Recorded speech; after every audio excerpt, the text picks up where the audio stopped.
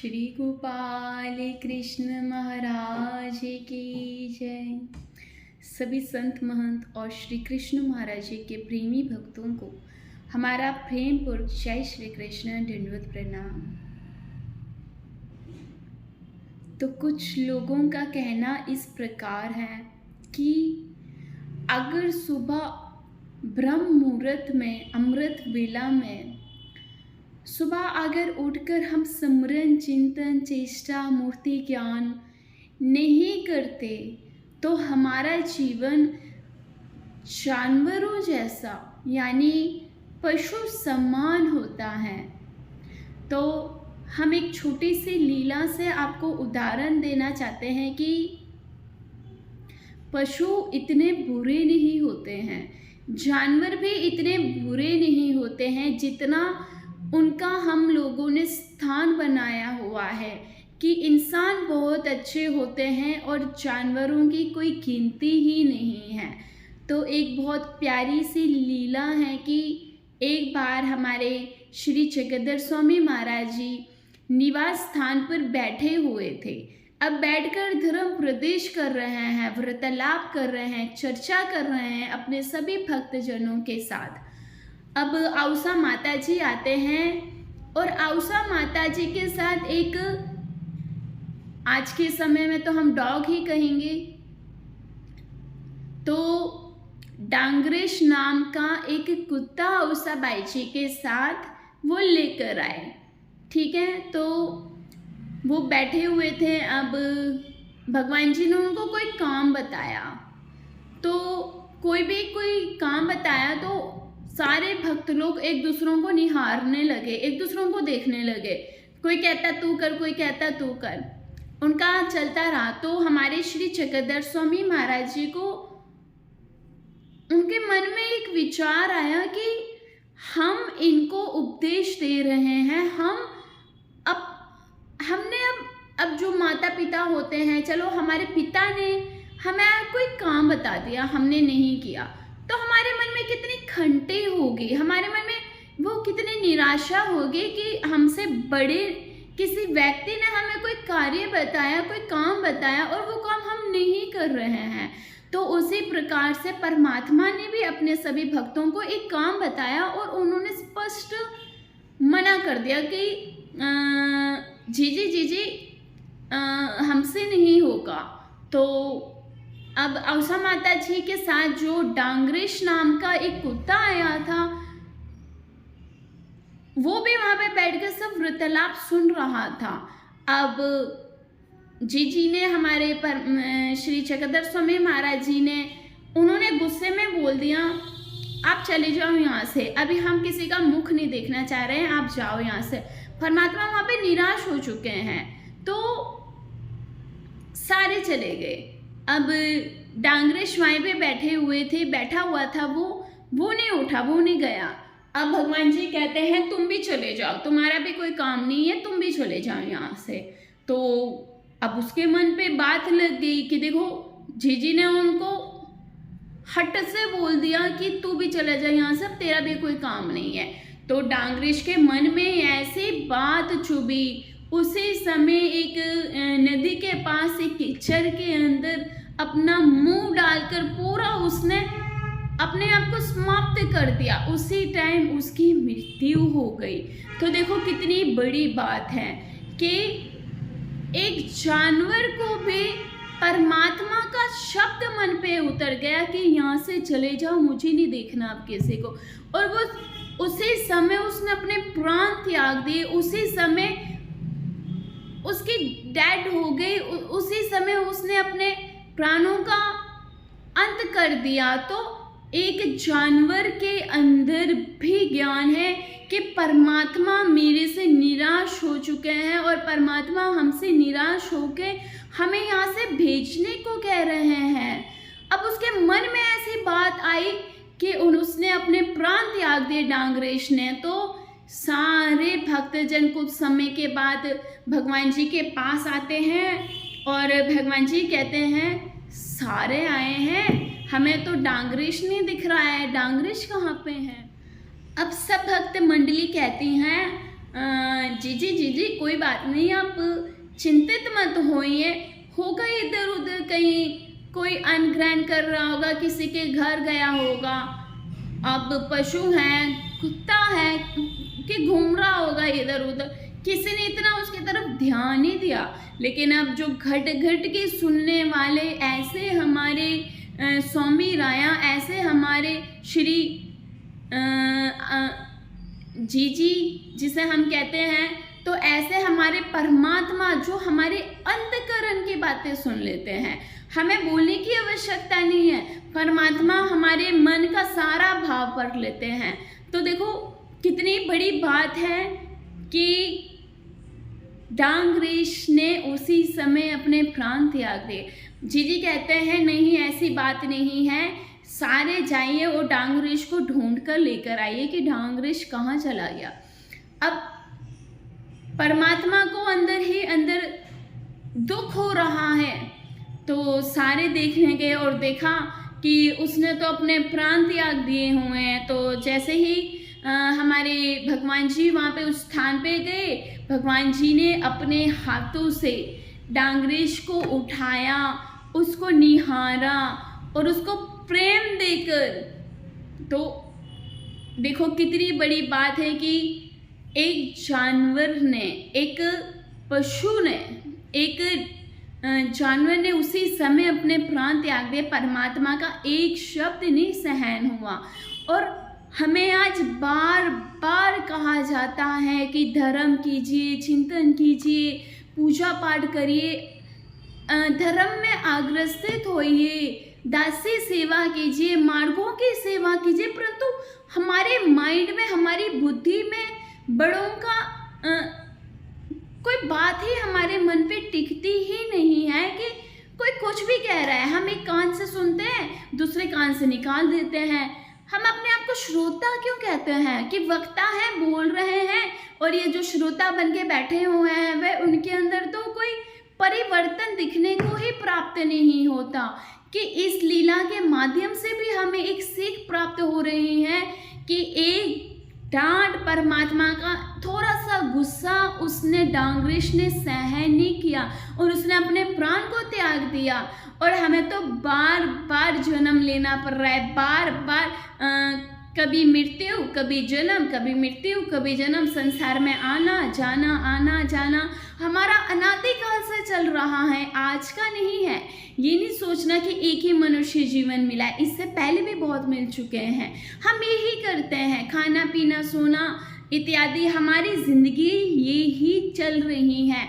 इससे पहले भी हमने अनंत जन्म ले लिए हैं और परमात्मा बार बार अपना ज्ञान देते हैं, बार बार धर्म अपने शास्त्र देते हैं, और हमें गुरु के माध्यम से या किसी भी श्रद्धालु भक्त के रूप में आके, कोई साधु के रूप में आके परमात्मा हमें अपना ज्ञान बतलाने की कोशिश कर रहे हैं, लेकिन हम उसका अनादर कर देते हैं।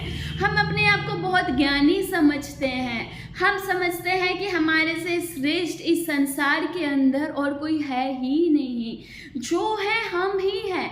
हम ज्ञान का सागर हैं, हमारे अंदर भरपूर ज्ञान है, हमें किसी की सुनने की आवश्यकता ही नहीं है। हम अपने मार्ग पर चल रहे हैं और वो मार्ग बहुत शुद्ध और पवित्र मार्ग है, और हमारा जैसा जीवन तो और कोई नहीं जीता है। हम इतने नेक कर्म करते हैं, अरे गंगा मैया के अंदर जाकर डुबकी लगाने से क्या फ़ायदा, जब वहाँ से आके फिर आप वही कार्य करोगे। गलती की माफ़ी वो होती है जो फिर से आप वो गलती नहीं करोगे।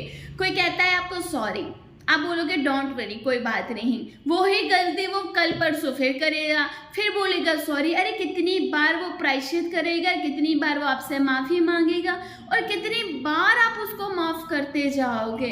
इसी प्रकार हम मनुष्यों की गद्दी हुई पड़ी है कि बार बार मंदिर में जाते हैं, बार बार प्रायश्चित करते हैं, भगवान जी से प्रार्थना करते हैं कि हम फिर से वो गलती नहीं करेंगे, फिर से वो कार्य नहीं करेंगे जिससे आपको घंटी हो, जिससे आपका मन निराश हो, जिससे आप हमसे दूर हो जाओ। तो देखो कितनी बार वो परमात्मा हमें माफ़ी देंगे, कितनी बार और हम माफ़ी मांगेंगे। हमें खुद को भी शर्म आनी चाहिए कि इतने हीन कर्म हम अनादिकाल से करते आए हैं। अधगति, अधमति और अधरति, ये 3 प्रकार के दोष हमारे अंदर इतने भरे पड़े हुए हैं कि इसकी समाप्ति हम करने का प्रयास ही नहीं करते। परमात्मा से हम प्रायश्चित ही नहीं करते, अपने पापों का नाश करने की हमें कोई ज़रूरत ही नहीं लगती। या हमें ऐसा लगता है हमने कोई पाप ही नहीं किया है, हम तो सत्य बता रहे हैं। हमें ऐसा लगता है हम बहुत नेक इंसान हैं, हम बहुत अच्छे इंसान हैं, हमने कभी कोई हिंसा नहीं की, हमने कभी किसी का अंतकरण दुखी नहीं किया, हमने कभी अपशब्द नहीं बोला, हमने कभी कोई निंदा चुगली नहीं की। हम अमृत वेला में उठते हैं, ब्रह्म मुहूर्त में उठ के स्मरण चिंतन मूर्ति चेष्टा ज्ञान हम सब कुछ करते हैं, परंतु ऐसा कुछ भी नहीं है।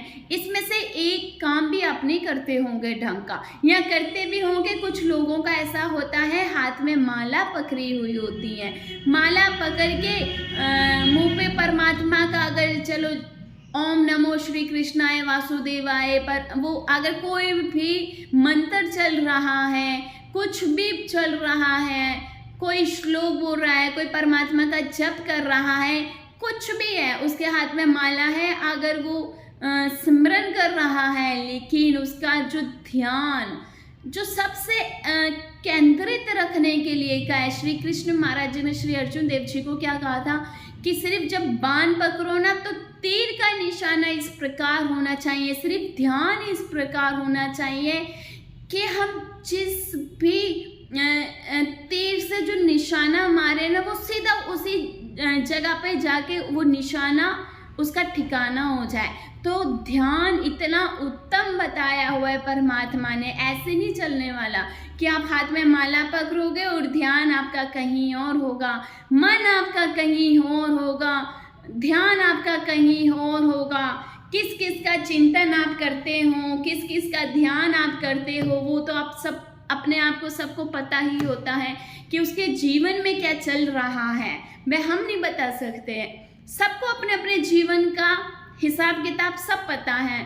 तो देखो परमात्मा कहते हैं ज़रूरी नहीं है आप हाथ में माला पकड़ो, ज़रूरी नहीं है कि आप मंदिर में जाके ही सिमरन करो, वहाँ जाके ही नाम लीला परमात्मा का ध्यान करो।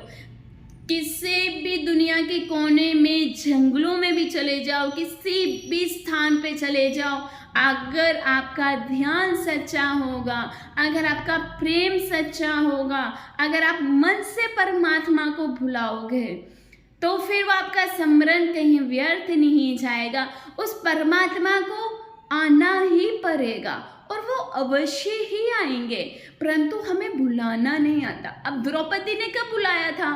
इतना सब कुछ हो चुका है, तब जाके उसने श्री कृष्ण महाराज जी का नाम लिया कि हे कृष्ण मेरी रक्षा करो। उसी समय कृष्ण महाराज जी आगे और द्रौपदी जी की रक्षा की।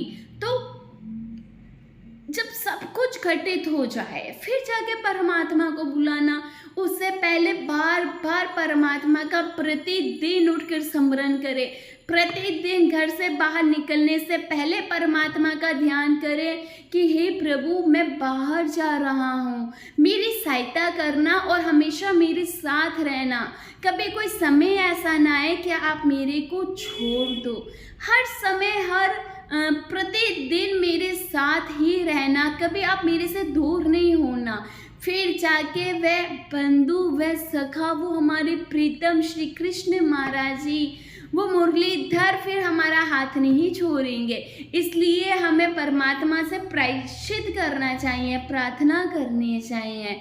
तो हम अपने शब्दों को यहाँ पे विराम देना चाहेंगे और अंत में यही कहना चाहेंगे कि परमात्मा का ध्यान करना बहुत आवश्यक है। और डांगरेश की कथा से, डांगरेश की लीला से भी हमें ये सीख प्राप्त हो रही है कि इंसानों से भी अच्छे जानवर होते हैं, इंसान भी अच्छे हैं क्योंकि उनके मुख पे परमात्मा का नाम है, परंतु जानवर भी अच्छे हैं। जो हमारे श्री कृष्ण महाराज चंद्र जी थे, उनके पास वृंदावन में आई थिंक 9 लाख गायें थी, गौआं थी। अब इतना सारा माखन, इतना सारा वो दूध दिया करती थी, तो उनको क्या आवश्यकता पड़ गई थी कि घर घर जाकर किसी की मटकियां तोड़ें। वो सब उनके कर्म थे, उनका अधिकार था कि परमात्मा का प्रेम लेना था उनको। तो इसलिए परमात्मा के पास कोई कमी नहीं है, परमात्मा के पास भरपूर है। जितना हम लोगों के पास नहीं है उतना परमात्मा के पास है, और हमारे पास कुछ भी नहीं है। हम यहाँ पे जो बैठकर आपसे वार्तालाप भी करते हैं ना, ये भी परमात्मा की देन है कि हम बैठे हैं और हम कुछ बोल रहे हैं। हमारी इतनी भी हैसियत नहीं है कि हम परमात्मा के 2 शब्द बोल पाए। ये भी ऊपर परमात्मा की शक्ति या परमात्मा की कृपा हम पर है कि हम बोलने के कुछ योग्य बनते हैं कुछ समय के लिए। परंतु हमें इस बात को समझने की बहुत ज़्यादा ज़रूरत है कि परमात्मा हमसे चाहते क्या हैं। अब जो व्यक्ति इस बात को एक बार ही समझ गया कि सच्चा जीवन कैसे जीना है, उसका जीवन उसी समय अमृत में हो जाएगा। उसका जीवन उसी समय, उसके जीवन में कल्याण उसका उसी समय हो जाएगा। उसके जीवन में उसको कुछ और करने की आवश्यकता ही नहीं है। सिर्फ अपना पूरा जीवन परमात्मा को त्याग दो कि सिर्फ हमारा जीवन आपका है, हमारा नहीं है। जो कुछ भी है श्री कृष्ण ये तेरा है, ये मेरा नहीं है। मेरा तन, मेरा शरीर, मेरा घर, धन दौलत जो भी है सब कुछ हे कृष्ण ये तेरा है, तेरा तुझको अर्पण। बस ये शब्द सबसे उत्तम है। तो हम वीडियो को ज़्यादा लंबी नहीं खींचेंगे, हमारे शब्द फिर हमारी बातें बहुत चल जाती हैं, क्योंकि भगवान जी की बातें हमें बड़ी प्रिय लगती है। हमें जितनी मर्जी बातें करवा लो, बस हमें हमारे ठाकुर जी की बातों में बड़ा आनंद आता है। लेकिन अब जो श्रोता हैं, सुनने वाले, उनके पास भी तो इतना समय होना चाहिए। तो ज़्यादा समय ना लेते हुए हम अपने शब्दों को यहाँ पे विराम देंगे। श्री गोपाल कृष्ण महाराज की जय।